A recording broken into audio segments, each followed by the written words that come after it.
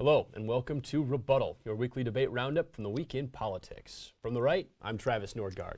And from the left, I'm Dan Tushik. As usual, we will be discussing the three top stories from Washington this week. Later, we will address the final passage of the renewal of the Violence Against Women Act and the Supreme Court's hearing of a challenge to portions of the Voting Rights Act. But first, we'll be discussing President Obama's proposal to raise the minimum wage to $9.50. So Dan, I'm not surprised. The president's going to implement a new policy that's going to increase unemployment. What else is new? I don't see it like that. I see the president implementing a policy that will allow people to actually live on the money that they make on a day-to-day basis. This sounds wonderful, right? In principle, let's just raise the wages of all the lowest paid workers in this country. But it's not without cost. What you're effectively going to do is price people out of the market whose wages do not warrant a $9.50 price. It's not sustainable, and classic textbooks economics says it's going to lead to more unemployment. Not in all cases, Travis. And what you will have is people having to depend less on things like food stamps and ultimately saving the government money in the long run. They would if they're employed, but let's see and let's hope and wait and see that they are employed, because what's going to happen is more people will have to go and be dependent upon the government because they will not be able to find jobs. It's an unfortunate reality. This is a classic example of it's a well-intentioned policy, but when implemented, it's going to not solve the problems it intends to. All right, well, let's move on to the Voting Rights Act.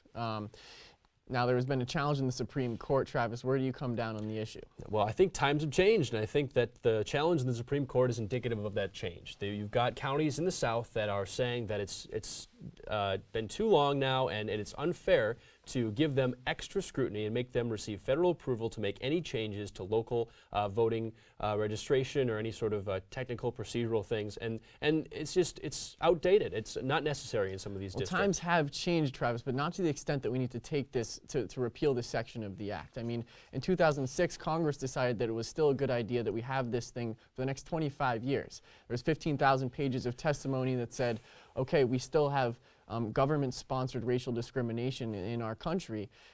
This act is still serving a purpose. Yeah, but that does not. Are you going to at least admit that the government-sponsored racial objections or to voting, do they not exist anywhere else? I mean, this is special treatment that's given to certain counties in the South predominantly. What about the rest of the country? Is there no racism anywhere else? It's not fair. I agree that the Department of Justice should have the ability to oversee other parts of the country as well, Travis, but there's a reason these parts of the South have this act. I mean, if you look at Texas, you look at Florida, even in 2012, because of this act, you know, the government was able to protect thousands and thousands of Latino and Latina and African-American voters from 20 or 30 years ago, these places were problem areas, and that's predominantly the 2012 is 1 year ago. These problems have not been cited in every single one of these counties where this is happening. The point is, yeah, sure, some counties probably need extra scrutiny, but they all don't. They need to be reevaluated, and what the court has been forced to do is to do what Congress should have done when they approved it. That doesn't mean we take a hatchet to the act, though, because as I said, it is still serving a really important purpose. Just to make things clear, if that portion were removed from the act, people would still be able to file suit against local governments who they thought were discriminated against certain populations in their voting rights. But it would be a lot harder. I don't think it. I think that the level of difficulty will be commensurate to exactly what every other portion of our legal society requires. All right. Well, that's all we have time for to discuss the Voting Rights Act today. We'll be back with some talk about the sequestration crisis, but right now we're going to take you to a few messages.